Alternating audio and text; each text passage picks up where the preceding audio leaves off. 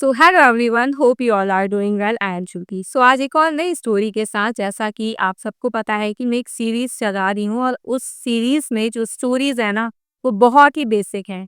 मतलब अगर देखा जाए तो इंटरेस्ट भी आ सकता है और देखा जाए तो शायद आप लोगों को इंटरेस्ट ना भी आए, बिकॉज ये वो स्टोरीज हैं जो इजीली कोई भी नहीं बोलता और ये हमारी खुद की स्टोरीज हैं। मतलब स्टोरी की अगर हम बात करें ना, तो अक्सर वही स्टोरीज इंट्रोड्यूस होती है हमें कि सक्सेस क्या है, सक्सेसफुल की स्टोरीज। लेकिन एक इंसान जो अपनी डेली लाइफ में स्ट्रगल कर रहा होता है, डेली लाइफ में वो कुछ ना कुछ चीज़ों से जूझ रहा होता है, उन सब के बारे में हम कभी बात नहीं करते और हमें शायद हमारा फोकस भी नहीं जाता, हम उनको इतनी प्रायोरिटीज नहीं देते। हमें लगता है ठीक है यार, लाइफ है, ये सब चलेगा। लेकिन वही सेम एनवायरनमेंट में ना चीज़ें इतनी ज़्यादा बदल जाती हैं और जब हम एक पॉइंट पर पहुंचते हैं तब उन्हें एनालाइज होता है कि यार ये सब क्या हो रहा है। सो ऐसे ही आज मैं एक बात करूंगी रवि नाम के लड़के की, जो कि अपनी फैमिली में शुरू से स्टार्टिंग से ही उसने अपने घर में बहुत ही मतलब ऐसा एनवायरनमेंट मिला है उसे एक तरीके से नेगेटिविटी का, क्योंकि उसने हमेशा देखा कि उसके माँ के प्रति जो व्यवहार है उसके पापा का, उसकी और भी फैमिली मेंबर्स का, वो टोटली डिफरेंट है। मतलब उसने अपनी माँ को बस ऐसे वर्कर देखा है कि बस दिन और रात काम करना है और अल्टीमेटम की माँ को कुछ ना कुछ सुनने ही मिलना है और वो भी बैड वर्ड्स यूज होने हैं। तो उसका जो शुरू से रहा ये देखते हुए, तो उसे ये फील होता था कि यार माँ क्या सिर्फ काम करने और दूसरों के सिर्फ ताने और गालियां सुनने के लिए है क्या यहाँ पर।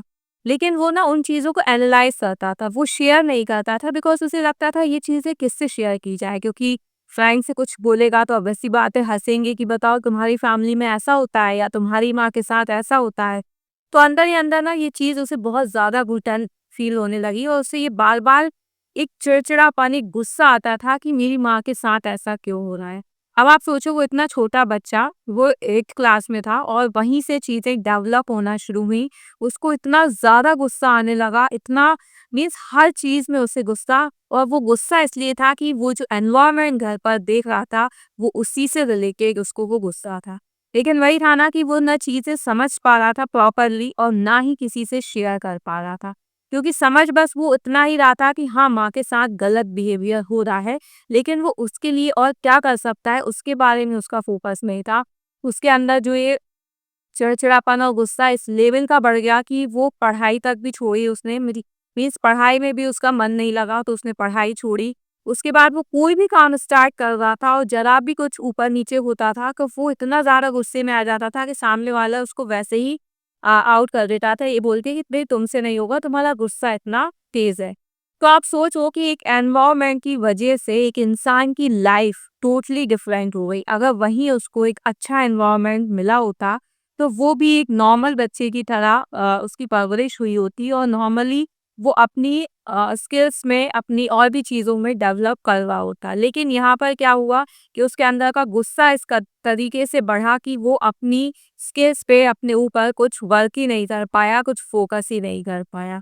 तो घर का एनवायरनमेंट बहुत ज़्यादा ज़रूरी है और ऐसी ही कई स्टोरीज़ होंगी, ये तो मैं प्रॉपर एक स्टोरी आपको बता रही हूँ।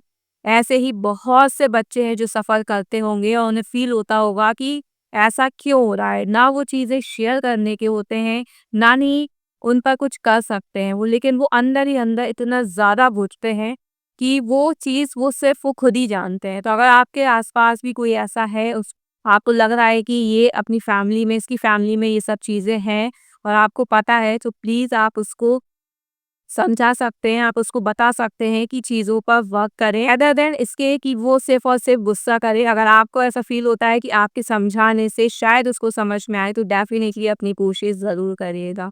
सो बस आज का मैसेज यही था। होप सो आपको ये वीडियो पसंद आया होगा। पसंद आए तो लाइक, शेयर और कमेंट ज़रूर करें। Thank you.